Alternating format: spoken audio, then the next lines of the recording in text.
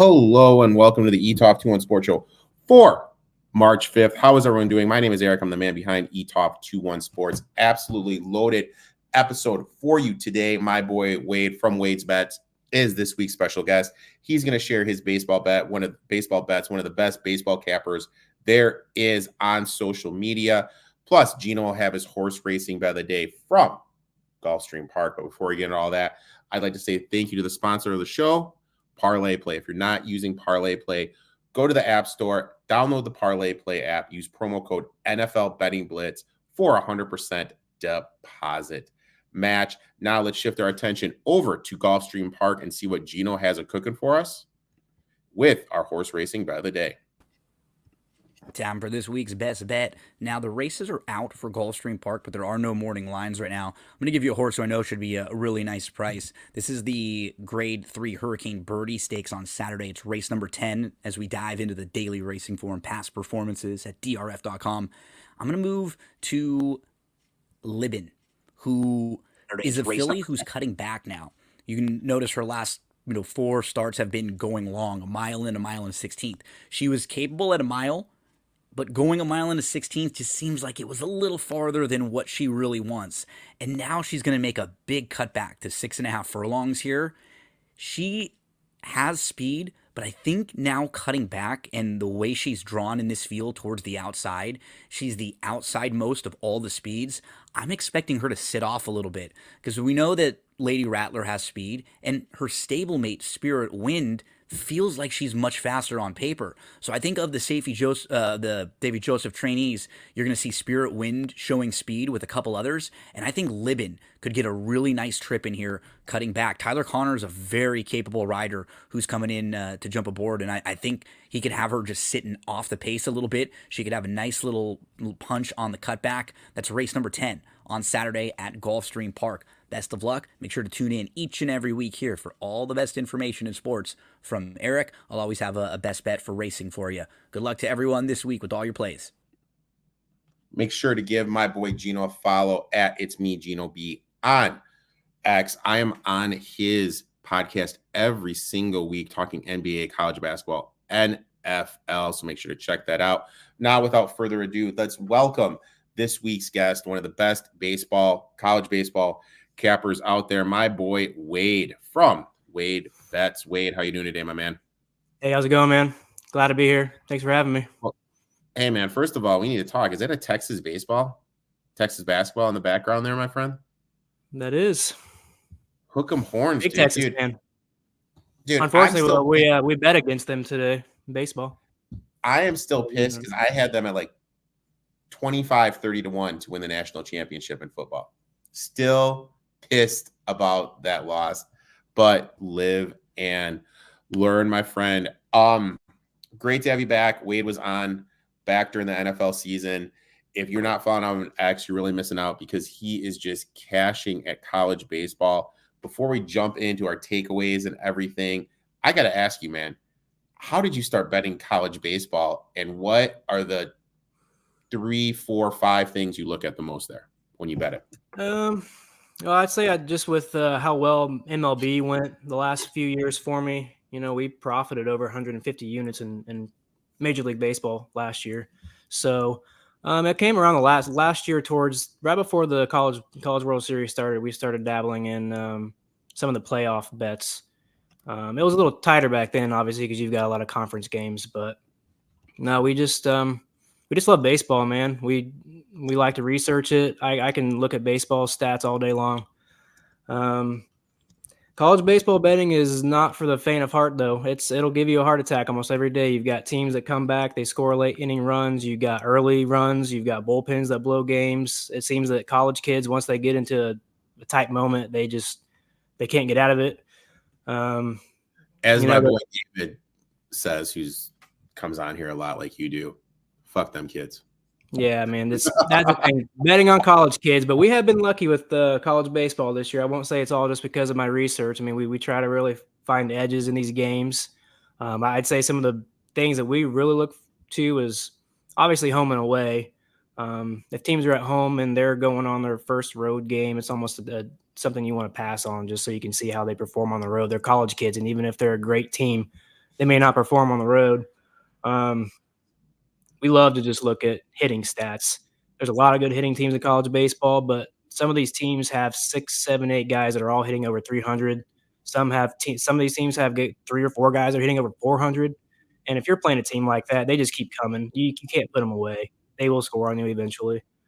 We try to find teams that hit real well, and we try to find teams that have low team ERAs because bullpens just blow games. We were on Iowa a few times this year, and they blew 2 games on us. So, take the hitting. Hitting. I think hitting matters the most in college baseball. Pitching goes a long way too. There are some really dominant pitching teams, but some of those dominant pitching teams can also really hit, like Texas A&M, Arkansas, Alabama. So it's going to get tricky here coming up in the next couple of weeks. All the conference play is going to start taking form, and that's where the lines are going to be a lot tighter. So it'll get trickier as the season goes. 150 units, nice stuff. Don't favorites win a lot in college baseball? Yes, I would say so. We've dabbled with some dogs, and I think there's a right place and a time to take dogs, but it's not a. I think if you're going to want to take dogs in college baseball, you want to try to find them around the plus 110, plus 100, plus 120. When you get up to the plus 200, you're taking a big risk. What's the highest you will play? What does that mean? I'm assuming highest number. Like total? Run total? Or what? I'm guessing 120, 150. What? Oh, lines? Yeah, I mean, if there are some games that we'll take straights up to minus 190, we might put a 2 unit. We'll play 2 units on something like that. But we got to be very confident in a team to do that. So, I don't know.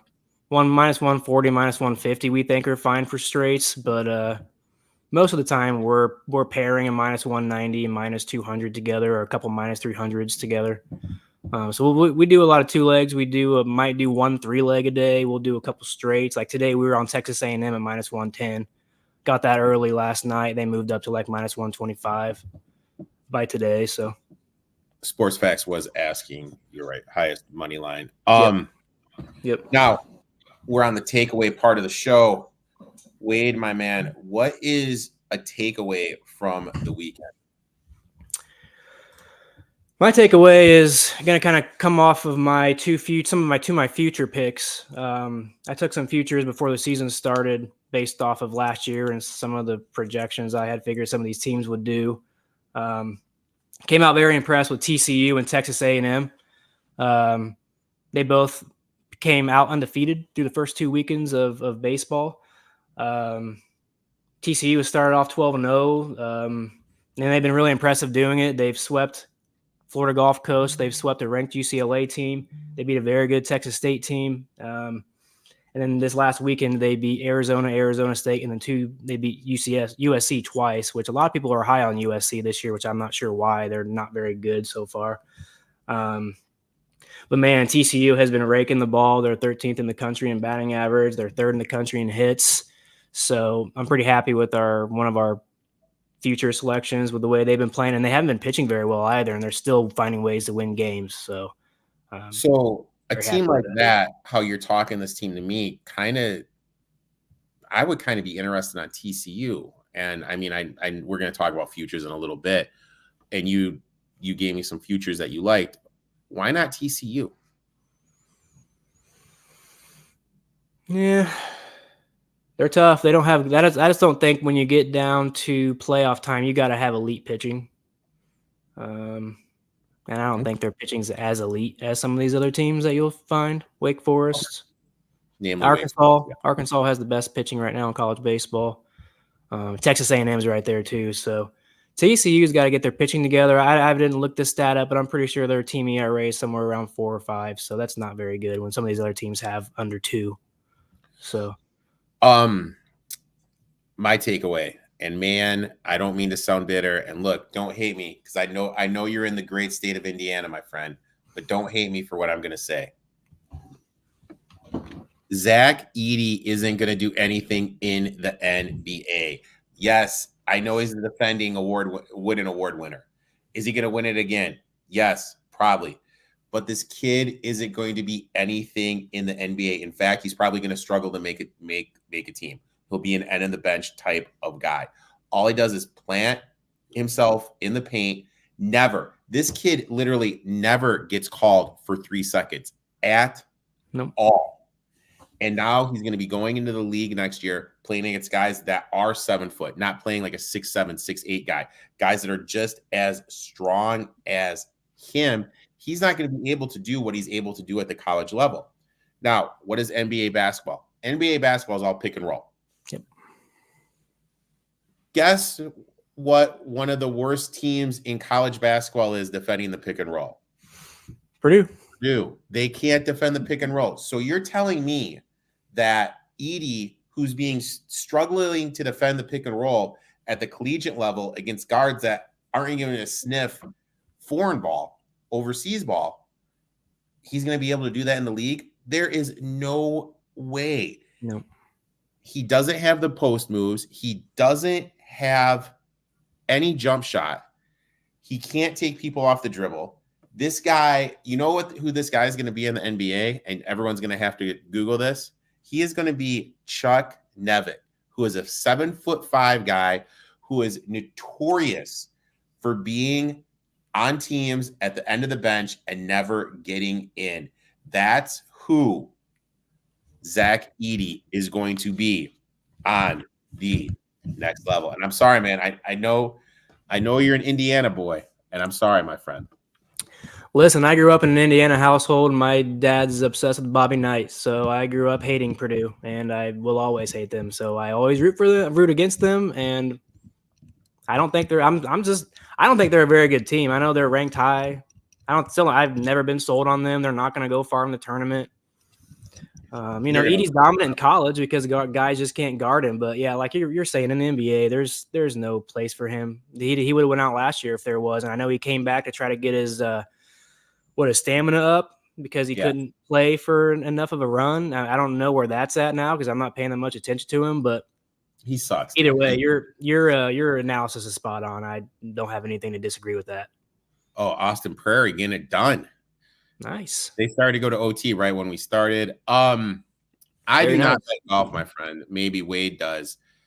Can you write your opinions for the best golf games tonight inside the comment section? I'll be honest, I don't bet golf. I bet the 4 majors in terms of the golf stuff going on now. Me too. That's what we do. We do the 4 majors every once in a while if we feel like it. But yeah, we're not doing the every week to week stuff. That's too much. No.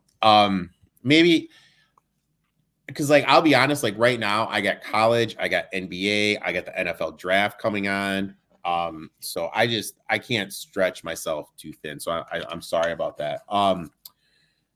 Now I'm excited about this because I love some future prices, and you gave me some juicy future prices you like in college baseball.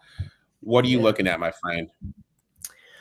Started off, we're going to take Wake Forest at plus 700. Last year, they made it to the last game before the College World Series, and they got knocked out by LSU. So they retooled. They've got some of the better players back. They've got some pitching arms in. They had one of the better pitching staffs last year. They've got one of the best pitching staffs this year. I think they want some revenge, and I think they're going to get it done. I do think they're going to get to the College World Series this year. They're the best team in the ACC. Florida and Florida State are good as well, but they're by far the best. My other ones were TCU at plus 1,600, Texas A&M at plus 2,000, and Alabama at plus 3,500 right now. If I were to give you 2 of my favorite ones out of that, it's actually going to be probably Texas A&M and Alabama. Texas A&M is probably my favorite team right now. They are on a tear. They're actually beating Texas right now 7-2, which is one of the bets we were on today. They've started off 11-0. They rank in the top 15 in numerous categories, and I'm talking they're 14th in the country in batting average at 336. They're 3rd in walks drawn. They're 4th in on-base percentage at 476. They're 15th in runs. They're 1st in the country in team ERA at a 1.45. That is insane. And they're 2nd in the country in strikeout to walk ratio. So they're striking out people 12 times a game, and they're hardly walking anybody. So if Texas A&M can stay healthy, I think they're probably going to be one of the teams in the end there because the way they've been performing so well. The only thing against them right now is they haven't had the best competition, but they're playing Texas right now and they're smoking them. So, grand scheme of things, like if you had to give a grade, like 1 through 10, 10 being the best, 1 being the worst, their starting pitching, what would you grade them out? And then their relief pitching, what would you grade them out? Texas A&M? Yeah. They're probably an 8 in the starting rotation and a 10 in the bullpen. Their bullpen's where they shine, man. If they got pitchers that get in trouble, they can bring in some arms, and that's where it matters in college because we've seen way too many teams choke at the end of games. There's just too many. There's too many good college baseball teams. Everybody can hit almost. Almost every team has 3, 4, 5 guys that hit 300. So at that point, you have to have good pitching, and that's where, like in the playoffs, where you really have to have good pitching, and that's where I think TCU might fall off a little bit. But we still love them because their offense is so potent. Mm-hmm. Okay. They took out Arkansas last year, and Arkansas had a really good pitching, and they ran into one of the hottest teams, TCU, in hitting, and the pitching couldn't hold down the hitting. So it's a gamble there with taking the really good hitting team against a really good pitching team. I think you know best. One's not gonna win every time. Pitchers are gonna get hitters sometimes. Hitters are gonna get pitchers sometimes. So. Let's Make Some Money chimes in. Wake's bullpen is awesome. Pitching is legit. I have them 7-1 as well. Yep. Yep. My future bet is, and I hate this one. The fact I'm taking a Rick Barnes coached basketball team to win it all, I hate. But I'm taking Tennessee 14-1. Look, after that win over Alabama this weekend, it was really impressive. Kennett struggled, was in foul trouble. Yeah. And they're able to win. And the thing that they've missed has been that guy in the half-court sets who can get to the rim, get the bucket, hit a pull-up jump shot. They finally have that now with Kennett, a guy that can get to the rim, guy that can make a jump shot, a big-time guy who's going to be a top 10 player in the league. They have a point guard in Ziegler that can defend, get to the rim, not going to turn over the ball. They have Vescove who can shoot. He can also get to the rim. He's just got the kind of intangible guy that can kind of do it all. In prior years, he was the guy that was running the point. He was the guy they had to run the offense through. Now he's like your third, fourth option. He's getting better matchups, which is absolutely huge. Then they have Adu, who is 6'11", who can rebound. Look, they're 5 in KenPom, top 15 in both offense and defense. They have the experience. Now they added a stud player who's going to be playing at the next level. Look, I hate to say it, but I'm taking Tennessee 14-1 to cut down the nets. And I'll be honest, like last year they lost to Florida Atlantic. And why did they lose to Florida Atlantic? Because they didn't have Ziegler, right? They didn't have Ziegler, but they didn't have that guy that could get to the rim. Right. You know, even if they have Ziegler, and I love Ziegler, he's not as big as Kennett is. He can't do what he can do. He can't stretch the floor out. He can't get to the rim and finish. Kennett is a legit stud. Stud. Yeah. In some drafts, he's a top college guy coming off the board. So, look, I hate it. I hate Rick Barnes. Why do you hate it so much, man? He came from Texas. I'm actually a big Barnes fan. He can recruit like nobody's business. I don't think he can coach, dude. I think he can't. When you have Kevin Durant and you lose to USC led by Nick Young in the tournament, you lose props for me, man. Look, man, I love this pick because last year we were very high on Tennessee to make a run, and I think they're much better positioned this year, like you said. So why not? I'm actually gonna log on and I'm gonna take this bet with you. I love this. The one, man. Let's get it. I will say this, though. They do have South Carolina. If they beat South Carolina tomorrow, this number is going to dip down. If they lose, it'll go up. I'd probably lock it in. Are they at home tomorrow? No.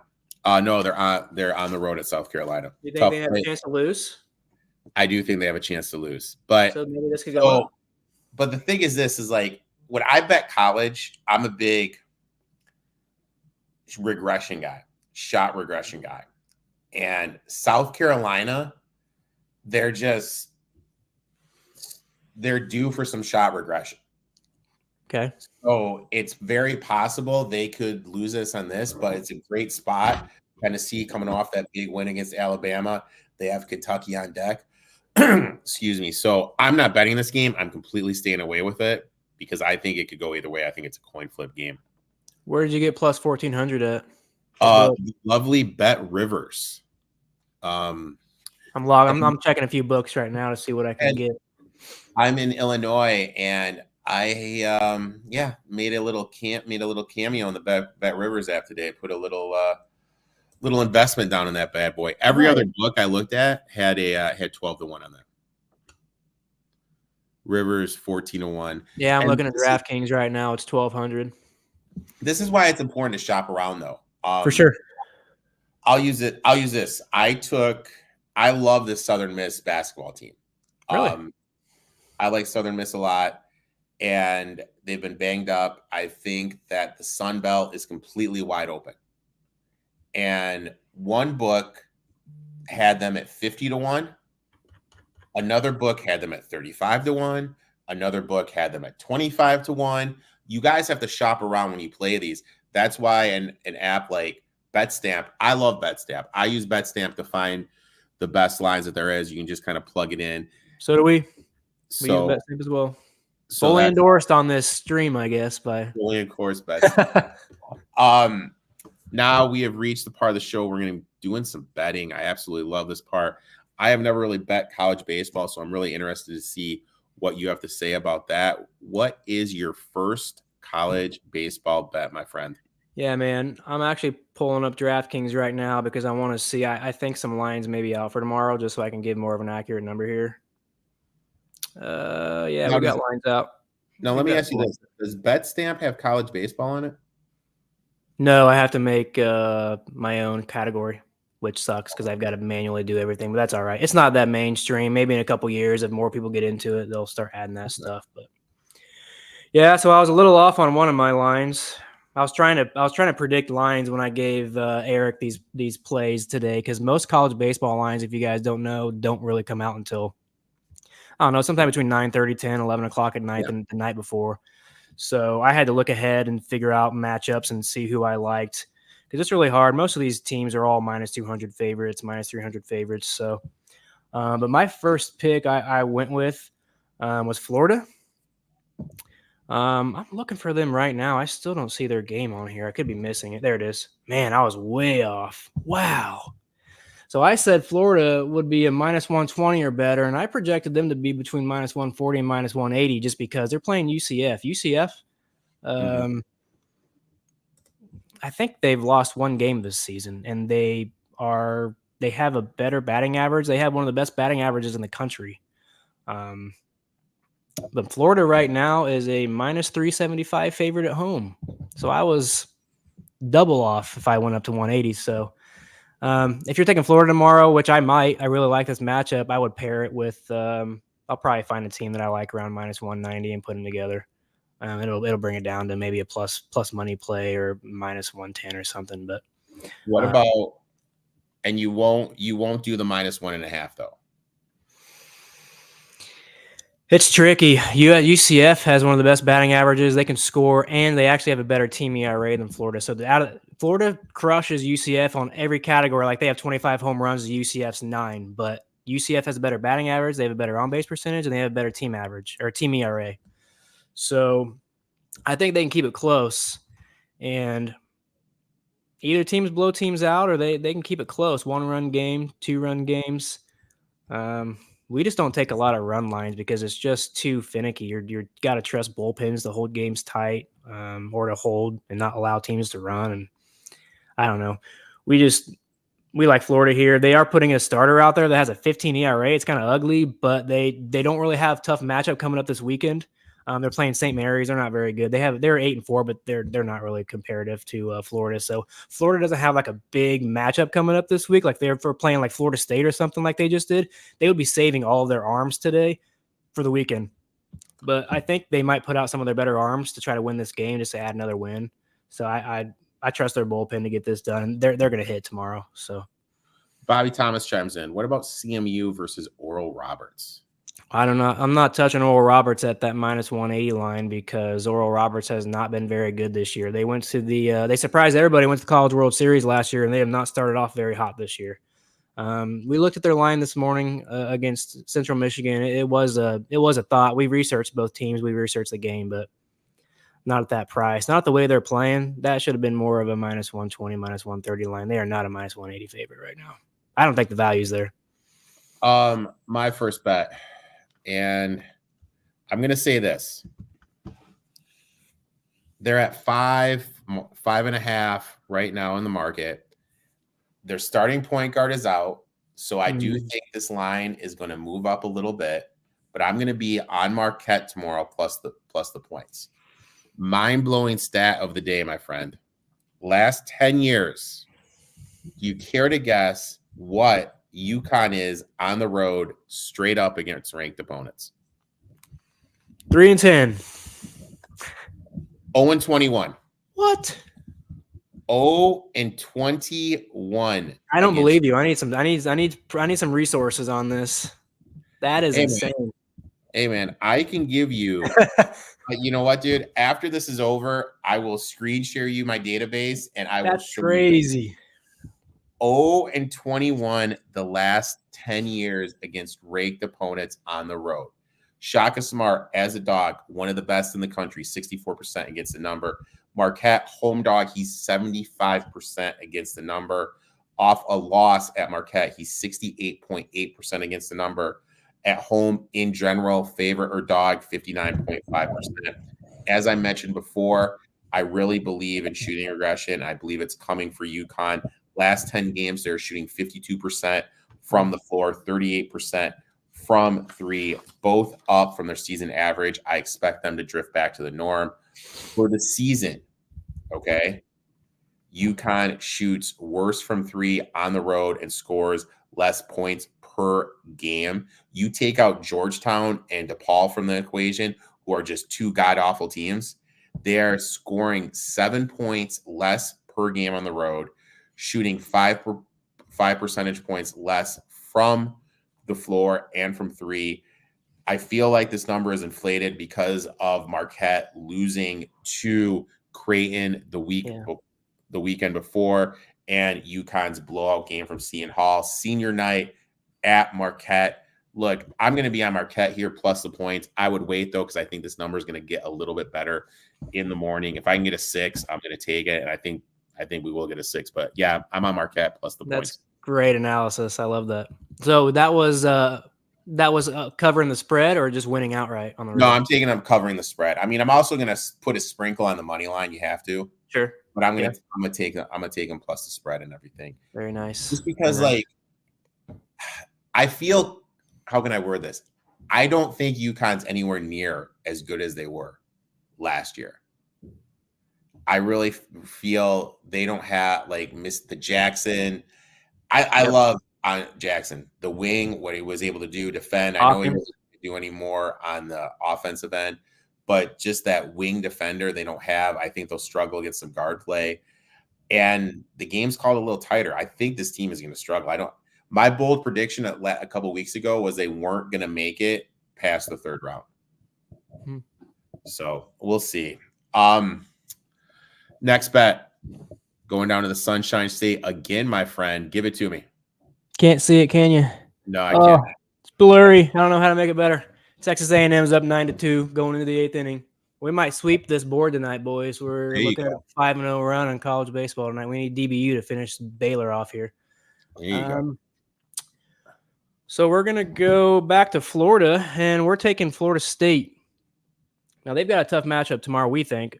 We were projecting them to be somewhere between minus 130 and minus 175. They're playing Florida Gulf Coast, which they don't have a great record this year, but they're one of the better hitting teams in the country. They always are. They're tough to beat. They just beat Miami earlier midweek last week. Trying to get the live line right now for Florida State. Florida State's minus 210. I can see that. I projected it up to minus 175, minus 210. We're definitely playing them tomorrow. We'll probably try to pair them with another minus 200, and that'll be a nice plus money play for us. See, Oral Roberts even moved up to minus 190. We just like Florida State, man. They're behind Whitaker tomorrow. He's 1-0. He's got a 3.18 ERA. They're just the better point. They're the better team at this point in the season so far. They're 10-0. we don't really like to take teams that are undefeated at this point in the year. Like Texas A&M today was kind of a gamble because they haven't lost yet and they're playing a Texas team on the road. But all these undefeated teams are eventually going to lose. Nobody goes undefeated. Most of these teams end up losing 12, 13, 14, 15, 20 games a season. So Florida State could lose tomorrow. I can see it. They only have this 1-game series. Florida Gulf Coast can hit, but Florida State's batting 367 right now compared to well, I guess I say compared. Florida State's hitting 367, but they're only allowing their opponents to hit 210. That's just a drastic difference. So even if Florida Gulf Coast can score 4, 5, 6 runs tomorrow, I don't see how Florida State doesn't put up 8, 9, 10 runs tomorrow. I think if the over is going to be around 12 or 13 tomorrow, that's going to be a good play. They don't usually release totals for college baseball until like 10, 11 a.m. the next day. Okay. All right. I like it. My next one, you know what? Call me a homer. Give me my Sparties here. Who do they play tomorrow? 7.5. They're at home against Northwestern. Izzo, 67% ATS on senior night. This guy covers on senior night at home in March, 67% ATS as a favorite at home in March, 65% ATS. Off a loss at home, 59% ATS. All those numbers are the last 20 years. So that's a pretty big sample size. The big thing with Northwestern is they have no depth. They lost Barry for the year, plus Laneberg, their other guard. He's more than likely going to be out too. That's 2 starters. You look at the game against Iowa. We faded them last Saturday against Iowa for the same reason. They have no depth. They had 2 starters play the full game, 40 minutes. Another starter played 39 minutes. These kids are starting to hit the wall. This was their bench minutes.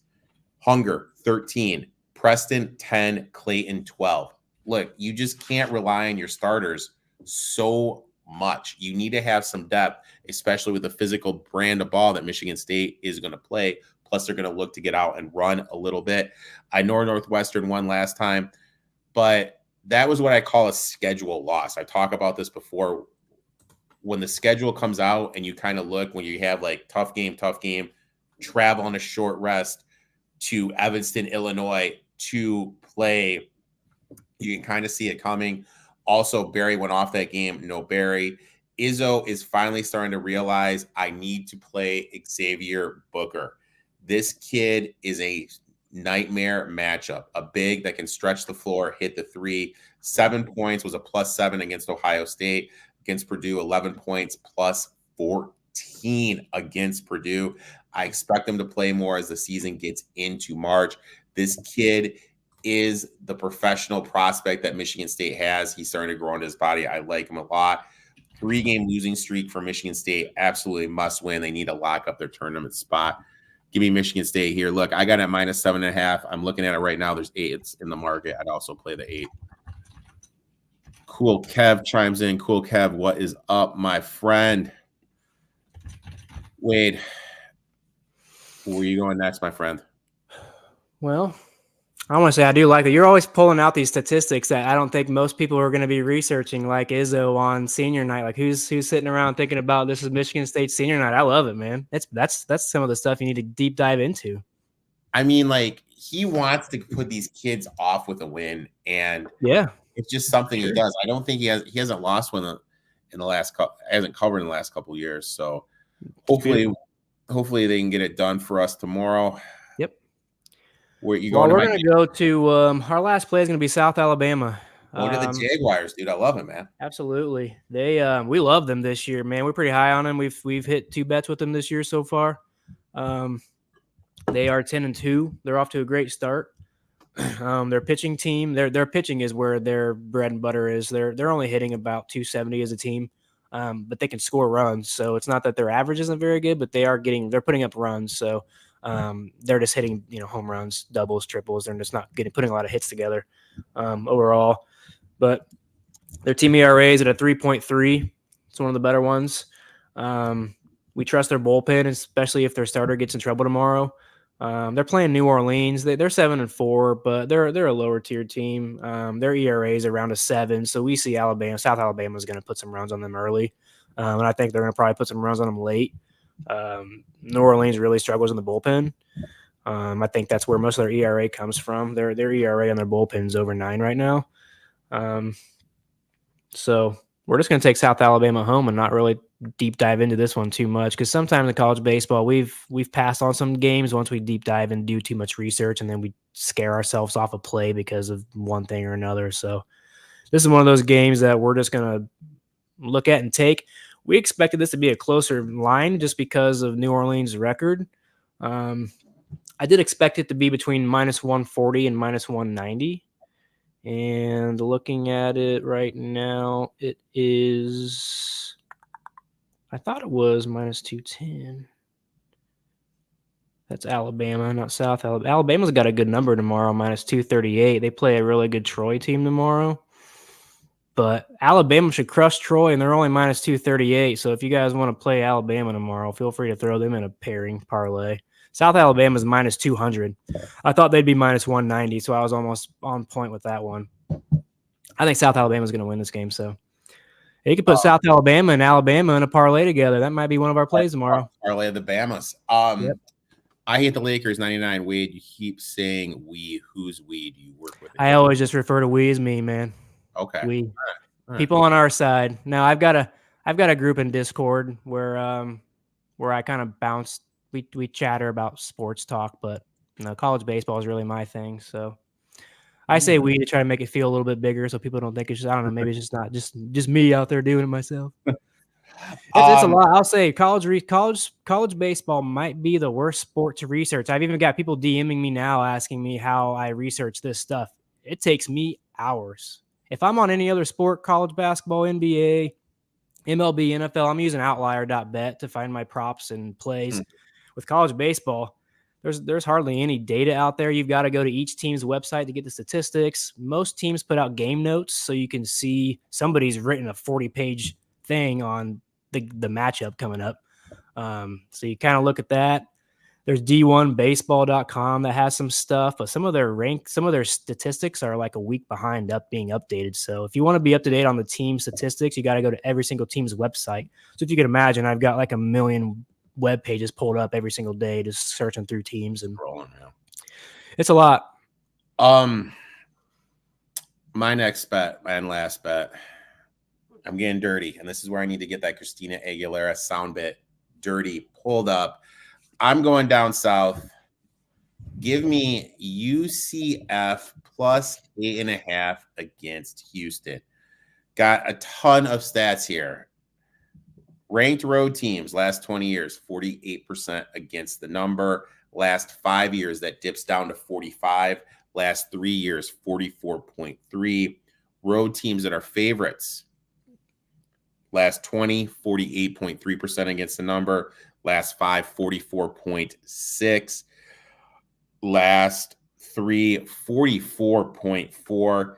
Nice. Last 3 years, top 5 ranked teams on the road, 43.2% against the number. When those teams that are top 5 are laying 6.5 or more. In March, 38.1% against the number.